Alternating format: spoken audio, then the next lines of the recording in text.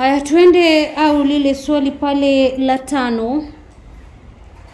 Watoto ni baraka shukuru. Dhibitisha ukweli wa kauli iliyopigiwa kistari ukirejelea hoja 10 kwenye tamthilia ya Bembea ya Maisha. Yaani watoto ni baraka shukuru.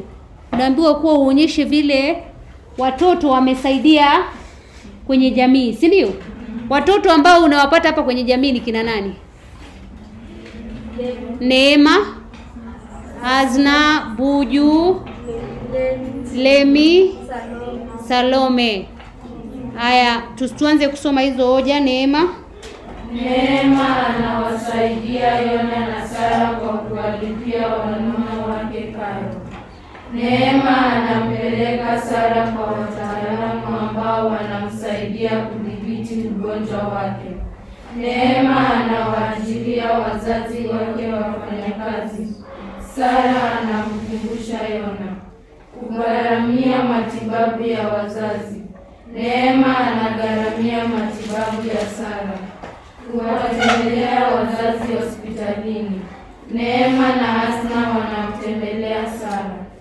Kuwapa wazazi makao.